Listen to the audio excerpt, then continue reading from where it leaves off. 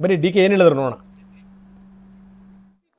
ಶಿಸ್ತು ಸಮಿತಿ ಅಧ್ಯಕ್ಷರು ಅವರೇ ಕೆಬಿ ಕೋಳಿವಾಡ್ರು ಶಿಸ್ತು ಸಮಿತಿ ಅಧ್ಯಕ್ಷರು ಅವರೇ ಮುಖ್ಯಮಂತ್ರಿ ರಾಜೀನಾಮೆ ಕೊಡಬೇಕು, ಪಕ್ಷಕ್ಕೆ ಮುಜುಗರ ಆಗ್ತಿದೆ ಅಂತ ಹೇಳ್ತಿದ್ದಾರೆ ಸರ್.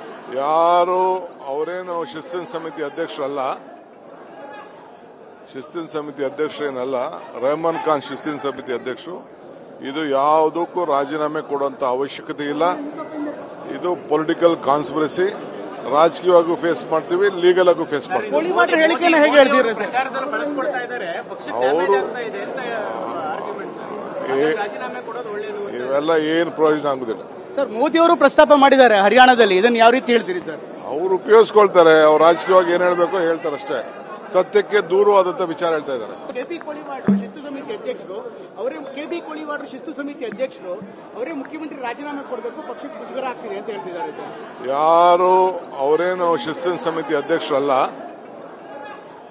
ಶಿಸ್ತಿನ ಸಮಿತಿ ಅಧ್ಯಕ್ಷರೇನಲ್ಲ, ರೆಹಮಾನ್ ಖಾನ್ ಶಿಸ್ತಿನ ಸಮಿತಿ ಅಧ್ಯಕ್ಷರು. ಇದು ಯಾವುದಕ್ಕೂ ರಾಜೀನಾಮೆ ಕೊಡುವಂತ ಅವಶ್ಯಕತೆ ಇಲ್ಲ. ಇದು ಪೊಲಿಟಿಕಲ್ ಕಾನ್ಸ್ಪಿರಸಿ. ರಾಜಕೀಯವಾಗೂ ಫೇಸ್ ಮಾಡ್ತೀವಿ, ಲೀಗಲ್ ಆಗು ಫೇಸ್ ಮಾಡ್ತೀವಿ. ಕೋಳಿವಾಡ್ರ ಹೇಳಿಕೆನ ಹೇಗೆ ಹೇಳ್ತೀರಾ ಸರ್? ಅವರು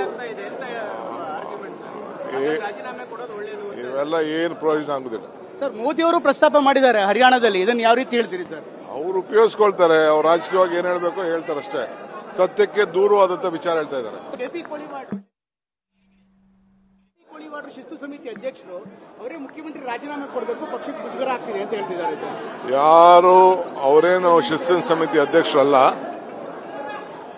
ಶಿಸ್ತಿನ ಸಮಿತಿ ಅಧ್ಯಕ್ಷರೇನಲ್ಲ, ರೆಹಮಾನ್ ಖಾನ್ ಶಿಸ್ತಿನ ಸಮಿತಿ ಅಧ್ಯಕ್ಷರು. ಇದು ಯಾವುದಕ್ಕೂ ರಾಜೀನಾಮೆ ಕೊಡುವಂತ ಅವಶ್ಯಕತೆ ಇಲ್ಲ. ಇದು ಪೊಲಿಟಿಕಲ್ ಕಾನ್ಸ್ಪಿರಸಿ.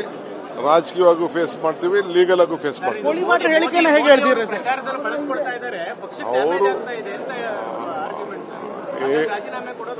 ಇವೆಲ್ಲ ಏನು ಪ್ರಯೋಜನ ಆಗುದಿಲ್ಲ ಸರ್. ಮೋದಿ ಅವರು ಪ್ರಸ್ತಾಪ ಮಾಡಿದ್ದಾರೆ ಹರಿಯಾಣದಲ್ಲಿ, ಇದನ್ನು ಯಾವ ರೀತಿ ಹೇಳ್ತೀರಿ ಸರ್?